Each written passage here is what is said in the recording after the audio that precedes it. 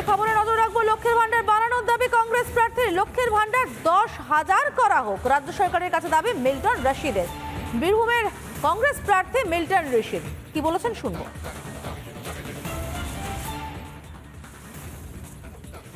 আপনারা লক্ষ্মীর ভান্ডার পাচ্ছেন, আপনাদের জন্য আমরা এই লক্ষ্মীর ভান্ডারকে যেন মাসে 10,000 টাকা করা হয় তার জন্য আন্দোলন শুরু করেছি অলরেডি।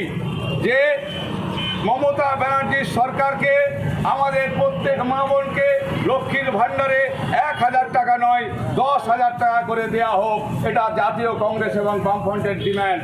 সঙ্গে সঙ্গে আর একটা কথা বলছি, লক্ষ্মীর ভান্ডার পাচ্ছেন আপনারা, অসুবিধা নাই, আমাদের মুখ্যমন্ত্রী বন্ধ করবে না, কিন্তু আপনাদের রাহুল গান্ধী, আমাদের ইন্ডিয়া সরকার বামফ্রন্ট কংগ্রেসের সরকার যদি আসে, ভারতবর্ষের মোদী সরকারকে যদি তাড়াতে পারি, তাহলে আমরা যদি প্রধানমন্ত্রী তৈরি করতে পারি রাহুল গান্ধীকে, আজকে রাহুল গান্ধী প্রধানমন্ত্রী হবে, কাল থেকে পশ্চিমবঙ্গ সহ ভারতবর্ষের মা বোনেরা বছরে 1 লাখ টাকা পাবে।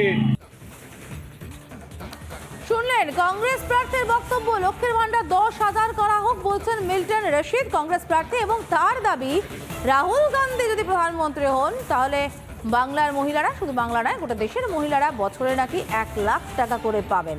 রাজ্য সরকারের কাছে এমনই দাবি জানিয়েছেন কংগ্রেস প্রার্থী মিল্টন রশিদ। এবার এই নিয়েই শুরু হয়েছে রাজনৈতিক তরজা। শুনে নেব তৃণমূল এবং বিজেপির বক্তব্য। সম্বন্ধে ওনার কোনো ধ্যান ধারণাই নাই।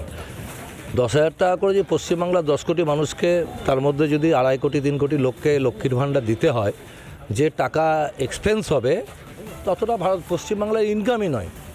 এই ফ্রি বিপস দিয়ে কোনো রাজনীতি চলে না। ফ্রি বিপস হতে পারে, তার সার্টেন যে ইনকাম হবে তার একটা সার্টেন পার্সেন্টেজ সোশ্যাল সেক্টরে মানুষকে দেওয়া যেতে পারে বিভিন্ন স্কিমের আন্ডারে, সেটা কিন্তু একটা লিমিট অনুযায়ী।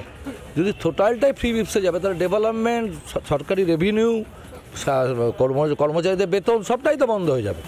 অর্থনীতির অবদায় বোঝে না, তাই সব বলছে। হচ্ছে এখন 10,000 তো করবে, ক্ষমতায় আগে আসুক। যতবার ওদের প্রার্থীরা দাঁড়ায়, 2021-এ যতগুলো প্রার্থী দাঁড়িয়েছিল সবকটাই জামানা জব্দ হয়েছিল। 10,000 করতে গেলে তো মসনদটা দখল করতে হবে। সে মসনদ দখল করার মতো কি সেই জায়গায় আছে কংগ্রেস বা সিপিএম? সুতরাং মানুষকে বিভ্রান্ত করার এগুলো চক্রান্ত।